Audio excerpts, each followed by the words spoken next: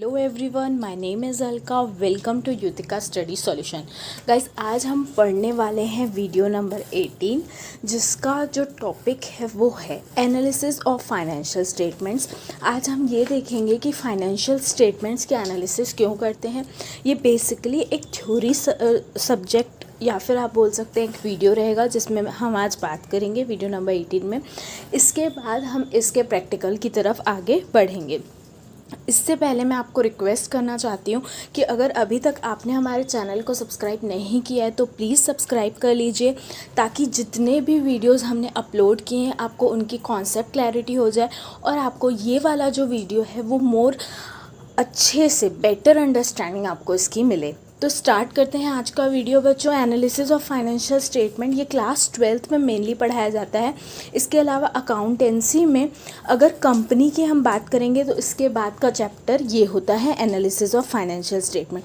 अब जो financial statements होता है उनकी एनालिसिस क्या होती है, हम एक बेसिक अंडरस्टैंडिंग अगर बोलें तो एनालिसिस मतलब होता है बच्चों किसी भी चीज़ का डिटेल्ड डिस्क्रिप्शन। तो जब हम फाइनेंशियल स्टेटमेंट जो भी हमने पढ़े हैं अभी तक, जैसे कि trading account, profit and loss account, cash flow statement हो गया, बैलेंस शीट, उसकी एनालिसिस क्यों की जाती है, ये है आज का वीडियो का टॉपिक। चलिए स्टार्ट करते हैं। The process of critical evaluation of the financial information content in the financial statement in order to understand and make decisions regarding the operation of the firm is called as analysis of financial statement. मतलब जब हम किसी भी चीज़ की detail study करते हैं कि कैसे उसका प्रॉफिट आ रहा है, अगर लॉस आ रहा है तो क्यों आ रहा है, जब हम उसकी डिटेल में जाते हैं, उसके कॉजेज़ और इफ़ेक्ट्स पता करते हैं, तो हम उसे एनालिसिस ऑफ फाइनेंशियल स्टेटमेंट बोलते हैं।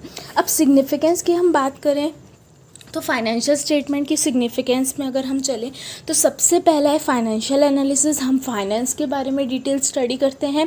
फाइनेंस मैनेजर, इसकी जो डिटेल स्टडी होती है स्टूडेंट्स, वो एक्चुअली कौन करता है, फाइनेंस मैनेजर करता है, क्योंकि उसी को ही नॉलेज होती है कि क्या फाइनेंस हमारे फर्म में है। लास्ट इसमें है टॉप मैनेजमेंट। टॉप मैनेजमेंट मतलब होता है कि जितनी भी टॉप मैनेजमेंट की अथॉरिटीज़ होती हैं बच्चों, वो इस चीज़ को जानने के लिए बहुत ही ज़्यादा उत्सुक रहती हैं कि आपका जो फाइनेंशियल स्टेटमेंट है यानी कि लास्ट में जो आपने किया है, ठीक है, जितने भी आपने स्टेटमेंट्स बनाए उसका एक्चुअल एनालिसिस क्या निकला। यहाँ पे एनालिसिस का मेनली जो मतलब है वो है प्रॉफिट हो रहा है या लॉस हो रहा है। उसके बाद लास्ट वो उस पेज का था। उसके बाद है ट्रेड क्रेडिटर्स। जितने भी हमारे क्रेडिटर्स रहते हैं हमको ये देखना रहता है कि फाइनेंशियल जो स्टेटमेंट्स हमारी होती हैं वो हमें ये भी बताती हैं कि हमारे क्रेडिटर्स कितने हैं। अगर आप एसेट्स एंड लाइबिलिटीज़ देखेंगे तो आपको एक्चुअल अमाउंट उसका समझ में आ जाएगा। उसके बाद लेंडर्स, जितने भी हमारे लेंडर होते हैं वो हमारे लॉन्ग टर्म डेप्ट, हम उसमें अमाउंट देख सकते हैं। नेक्स्ट है इन्वेस्टर्स। हमारे इन्वेस्टर्स बहुत ज़्यादा इंटरेस्टेड रहते हैं फाइनेंशियल एनालिसिस में, क्योंकि वो हमारी फर्म के बारे में पता करेंगे पहले कि प्रॉफिट हो रहा है कि लॉस, उसके बाद ही इन्वेस्ट करेंगे। उसके बाद है लेबर यूनियन। लेबर यूनियन जैसे कि आप जानते हैं ग्रुप होता है जो ये देखता है कि कितनी प्रोडक्टिविटी हो रही है कि नहीं, वो भी इंटरेस्टेड पार्टीज़ होती हैं और अदर्स भी होते हैं।